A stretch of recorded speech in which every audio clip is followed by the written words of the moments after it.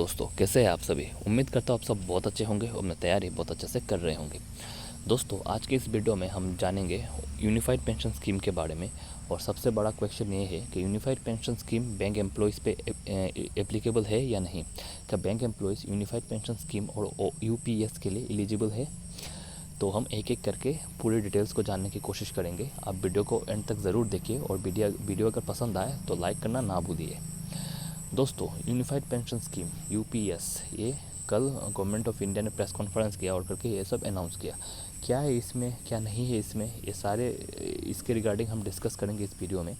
पहले थोड़ा बैकग्राउंड में हम जाते हैं।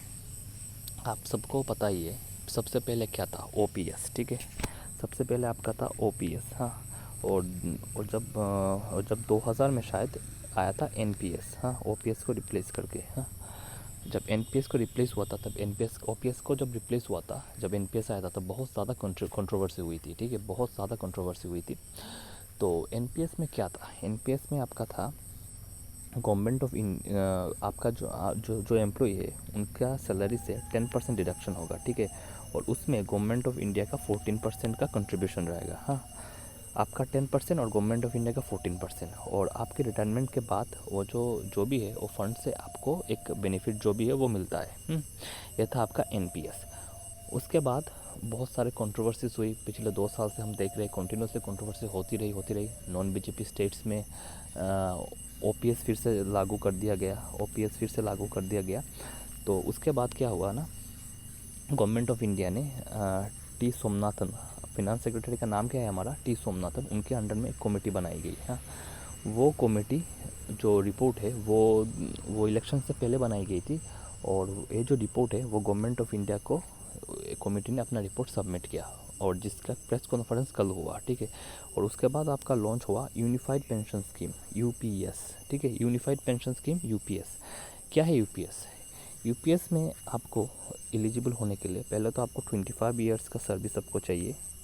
ठीक है, और आपका जो last year of retirement, last year जो आपका रिटायरमेंट होगा तो उसका 12 मंथ्स का एवरेज। ठीक है, यानी आप मान लीजिए आपने 35 में कोई जॉब ज्वाइन किया है, आप 60 में रिटायर्ड हो जाओगे। 59 आपको, हाँ, 59 ईयर्स तक तो आपका सब नॉर्मल है। ठीक है, 59 ईयर्स तक तो आपका सब नॉर्मल है।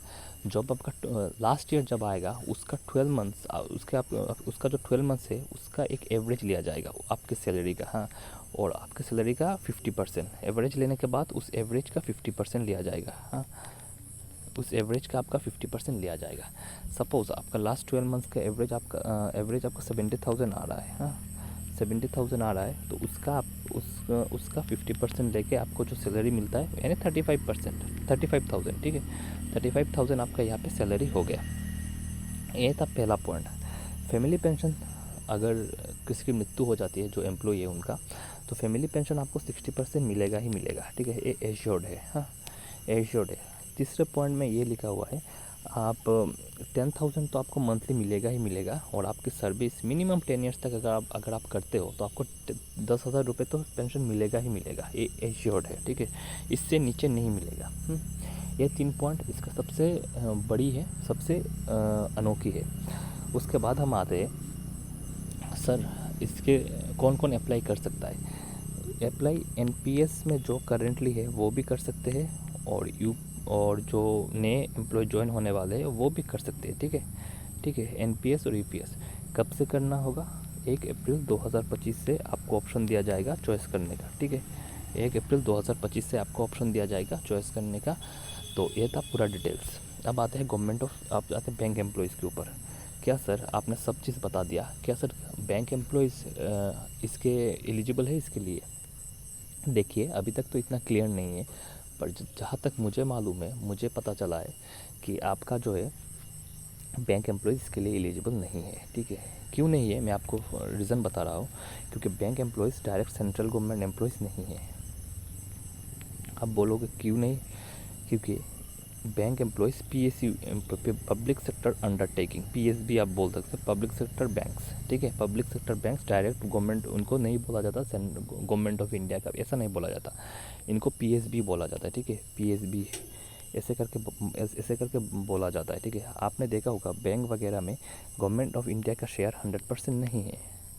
ठीक है। तो ये प्योर सेंट्रल गवर्नमेंट एम्प्लॉइज़ नहीं है। गवर्नमेंट ऑफ इंडिया का किसी में 75, जैसे एसबीआई में शायद 52% गवर्नमेंट ऑफ इंडिया का शेयर है। हाँ, शेयर ज़्यादा है, ओनर गवर्नमेंट ऑफ इंडिया है, but government of India pure, आप समझ रहे हो ना, वो pure government employ, central government employees के अंडर नहीं आते। तो हम इन्हें पीएसबी बोलते हैं, पब्लिक सेक्टर बैंक्स बोलते हैं, ठीक है।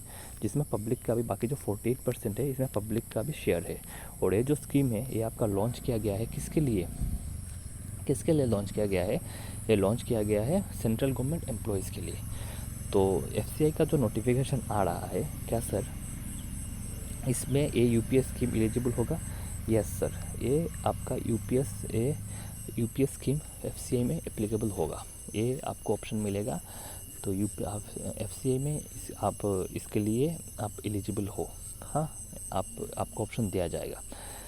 उसके अलावा एसएससी वालों को, रेलवे वालों को, यूपीएससी वालों को, पोस्ट ऑफिस वालों को, इन सब को आपको एम्स के डॉक्टर जो भी है, गवर्नमेंट ऑफ इंडिया के अंदर डॉक्टर्स जो आते हैं, इनको, इन सब को, और भी जो है ऐसे जो भी और है, उन्हें इस स्कीम का फ़ायदा मिलेगा, ठीक है। तो दोस्तों, मैंने बहुत ट्राई किया है कि आपको इजी लैंग्वेज में समझाने का। अगर आप समझ चुके हो तो आप ज़रूर इस कमेंट सेक्शन में कमेंट कीजिएगा। अगर कोई डाउट है, कोई भी चीज़ आपको अगर कन्फ्यूजन लग रही है, तो इस वीडियो के कमेंट सेक्शन में ज़रूर कमेंट कीजिएगा। और हाँ, इस वीडियो के डिस्क्रिप्शन में एक टेलीग्राम लिंक है, आप चाहे तो मेरे टेलीग्राम चैनल में भी ज्वाइन कर सकते हैं। आज के लिए इस वीडियो में इतना ही, धन्यवाद।